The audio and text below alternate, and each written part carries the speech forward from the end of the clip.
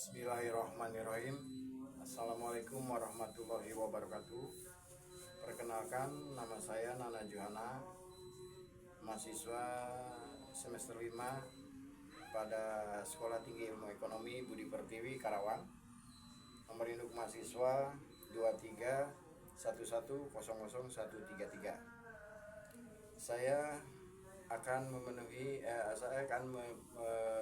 menyampaikan presentasi untuk memenuhi tugas ujian tengah semester di semester kelima ini, yaitu pada mata kuliah Ekonomi Internasional dengan dosen pengampu Ibu Perawati SE MEC Dev. Pada kesempatan ini, di dalam teori keunggulan absolut dan teori keunggulan komparatif, saya mengambil contoh untuk negara, yaitu Indonesia dengan Jerman. Sebagai pendahuluan, perdagangan internasional merupakan satu pilar penting dalam dalam pembangunan ekonomi global. Setiap negara memiliki perbedaan sumber daya alam, tenaga kerja, dan kemampuan teknologi. Teori keunggulan absolut menekankan bahwa negara sebaiknya memproduksi barang yang dapat dihasilkan dengan efisiensi tertinggi dibanding negara lain. Sedangkan untuk teori keunggulan komparatif, yaitu menunjukkan bahwa perdagangan tetap menguntungkan meskipun satu negara lebih efisiensi dalam semua barang. Dan di dalam hal ini tentunya pola perdagangan antara Indonesia dan Jerman, di mana masing-masing negara memiliki spesialisasi produksi yang berbeda. Namun dinamika ekonomi global saat ini juga dipengaruhi oleh inovasi, teknologi, juga rantai pasok global. Sebagai perbedaannya di dalam teori global absolut juga teori komparatif ini, tentunya rumusan masalahnya yaitu apa pengertian dari konsep dasar, terus apa perbedaan pokok, dan bagaimana penerapan nyata, dan sejauh mana juga teori klasik ini relevan. Tentunya menurut di dalam kajian pustaka, menurut teori keunggulan menurut Adam Smith, yaitu bahwa negara akan mendapatkan keuntungan perdagangan jika mampu memproduksi suatu barang lebih efisien. Sedangkan untuk teori komparatif, menurut David Ricardo, yaitu mengembangkan konsep keunggulan komparatif yang menekankan biaya kesempatan sebagai dasar perdagangan.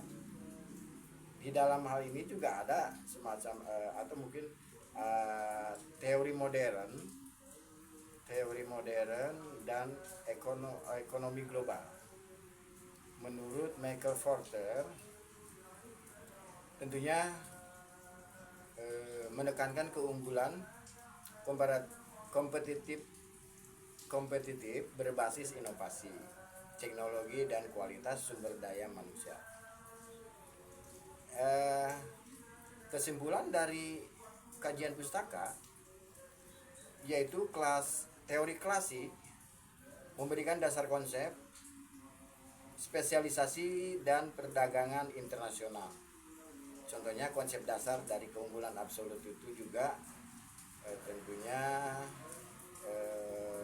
diberikan oleh Adam Yap dan pada tahun 1776 kalau salah, suatu negara memiliki keunggulan jika dapat memproduksi suatu barang lebih efisien. Itu dalam konsep keunggulan absolutnya. Kita ambil contoh dari Indonesia, contoh dari konsep teori keunggulan absolut, yaitu Indonesia unggul dalam kelapa sawit, kopi, juga karet, dan Jerman